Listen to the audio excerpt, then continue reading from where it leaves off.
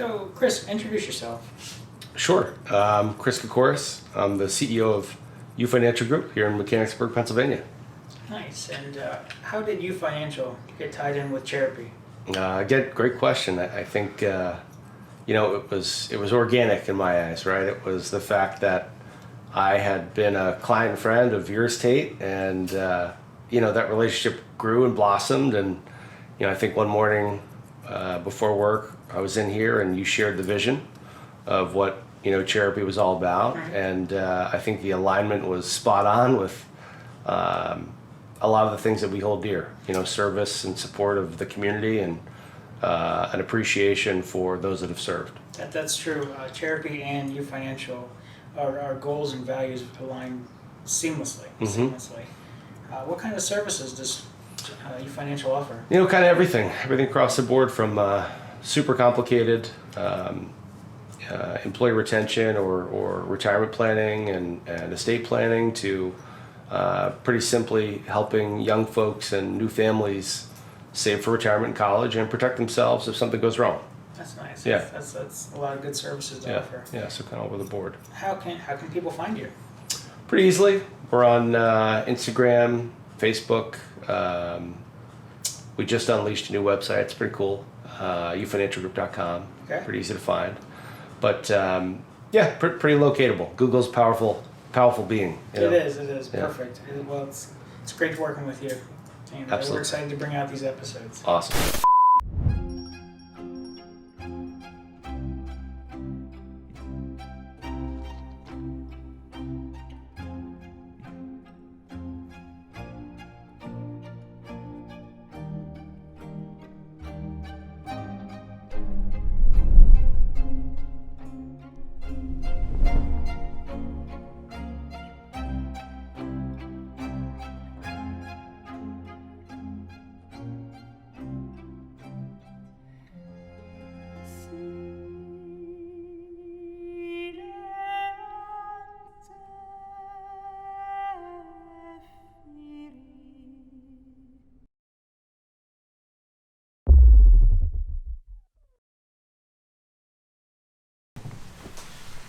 George. Tate. Man, I'm so happy to have you in the show.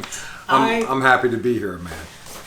I love your story, and you've told me a little bit about your story, but I want to talk more about your story now that I got a chance to chat with you in the chair. And I love your haircuts. Yeah, so I mean, it's a match made in heaven. we are a match made in heaven. We don't want to, don't put out that persona, but maybe we are a match made in heaven. Maybe we are. Maybe. The one thing that you always talked about with your upbringing was that you were a product of your environment. You grew up in Chester. Yes. How far is Chester from Philly? Like, I've never been there. Chester's 5-10 minutes from Philly. Okay. And I hate to use the term product of my environment, but I am a product of my environment. I mean, I grew up in a city that, as a young man, it was a great place to grow up. But as I got older, more drugs moved in. More opportunities became available to me to make money selling drugs, and I took advantage of the opportunities. Okay. How old were you when you started selling? I was 12. 12 years old. Yeah, and that's the truth. Anybody that knows me knows that's the truth. 12 I years think old. I have an 11-year-old nephew right now, and to think like 1 year he could be selling, Yeah. that's young. It is. How did you start selling? I was hanging out with an older guy. I would help him work around his house, fix his vehicles and all, and he was selling hash at the time, and he gave me the opportunity, and I took advantage of it. Okay. Yeah. So I was selling hash. Back then it was $7 a gram. I was selling we had the blonde, the red, all different kinds of products. So that's what I started out with. Did you start using and selling at the same time? Or? I was smoking marijuana at the time. Okay. But that's all I did at that time. I was just 12 years old, smoking marijuana, drinking alcohol, But you've always said that you strongly feel that marijuana is 100% a gateway. I do. Why is that? I do, because I feel like if you go to a party and somebody presents you with cocaine and you never smoked marijuana, I think you're going to pull back from that. You're going to say, hey, I never even smoked pot. Why would I try cocaine? Yeah. But then if you tried the pot, you're like, marijuana's not bad. Let me try this cocaine.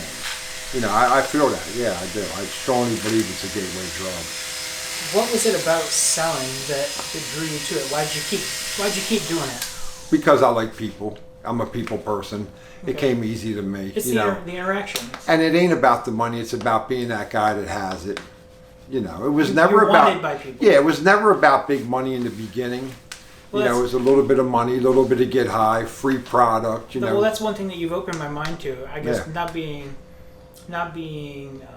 put into that environment. Yeah. You would think people who sell live in these big houses and Yeah. they have lots of money. No, that's but the- no. as you've shown me, and Yeah. you've taught me, is that Yeah. one hand feeds the other. You sell to use. Yeah, you do. I mean, not everyone sells to use. There's the guys that have, you know, things and all, but I was selling to use. That was my thing. When did you do your first jail time? Do you remember? Yeah, I was 24.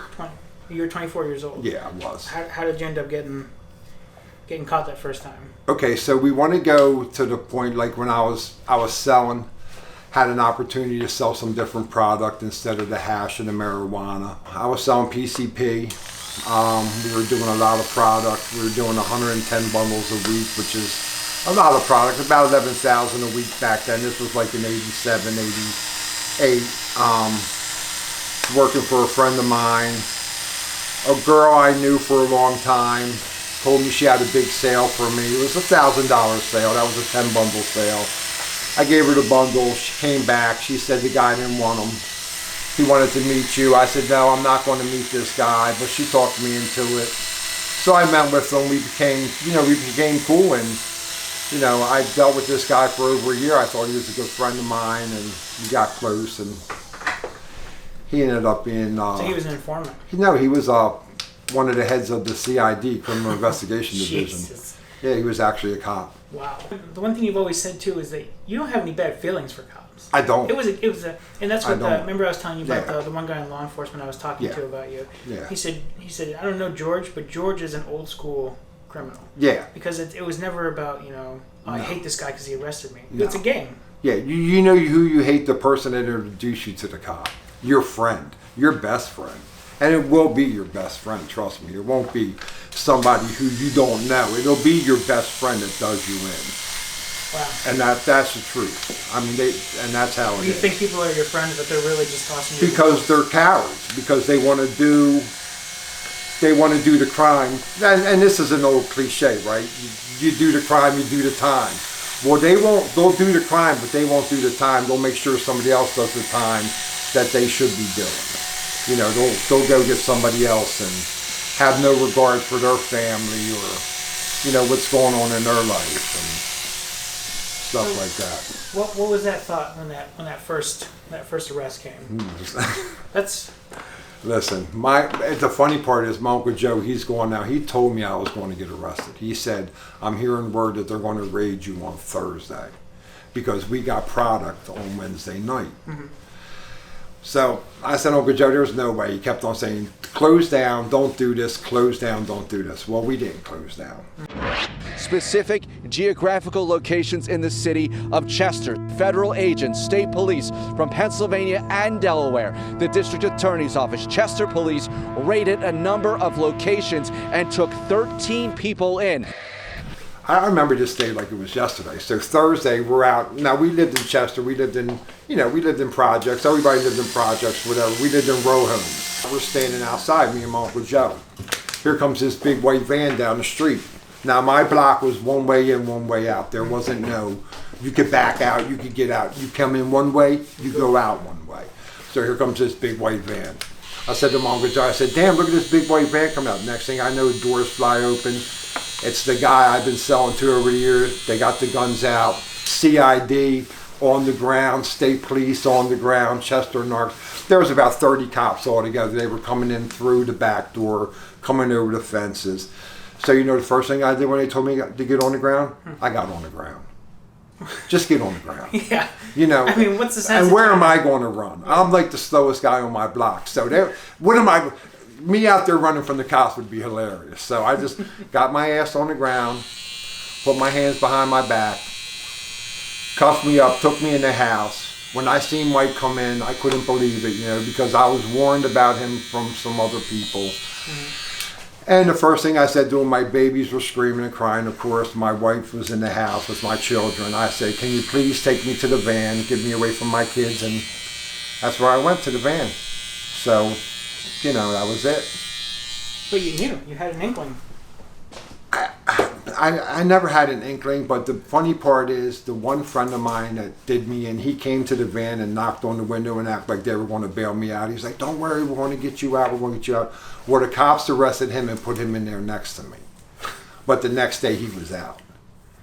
So it was like, you know, like I said, it's always going to be somebody you know that does it to you. It ain't going to be some stranger, and it's not the cops' fault. You know, it's what you're doing. So I did, my first sentence was 3 to 10, first time offender, and I was all cocky, thinking I was going to get out with, oh, I'm a first time offender, but that's when they had the mandatory drug laws.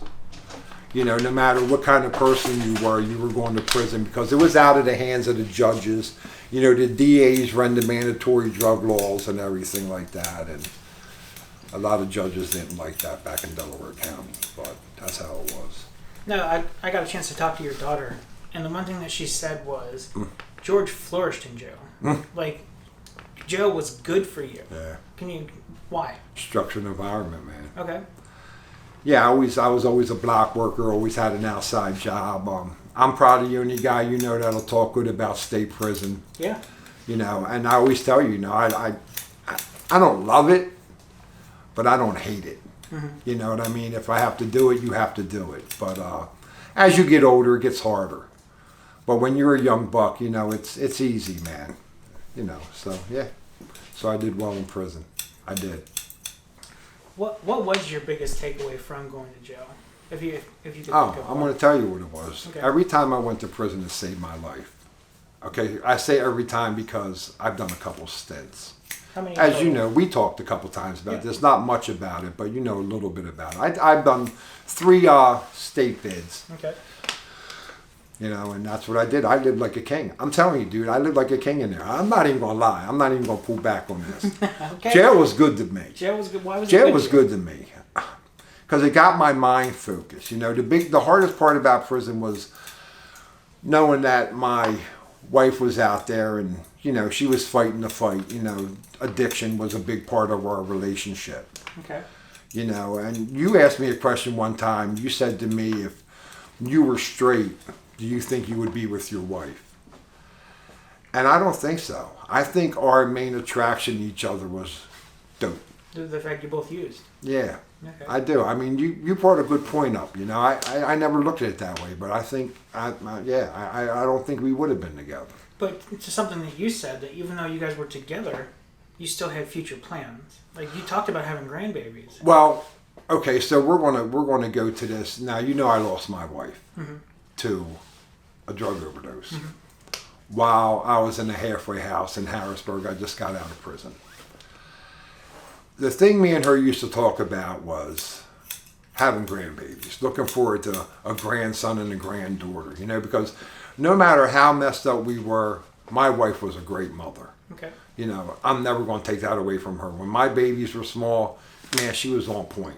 She had 2 before I met her, which I took on as my own. You know, I love them like they're my own. But she was just a good mom, good person. But drugs was, you know, I mean, you know, we graduated. You know, we were cocaine users. Then we graduated to the opiates. Okay.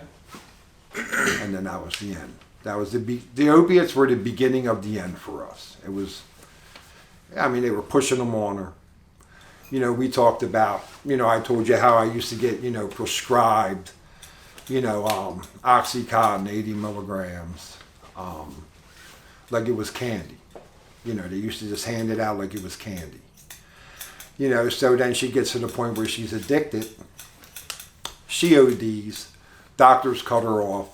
What happens? What do you do when the doctors cut you off? Where do you go? You start looking for a fix. You go to the streets, Yeah. which is more dangerous, but the doctors want to cover their asses. Oh no, you know, we're going to get in trouble. We're giving you too much.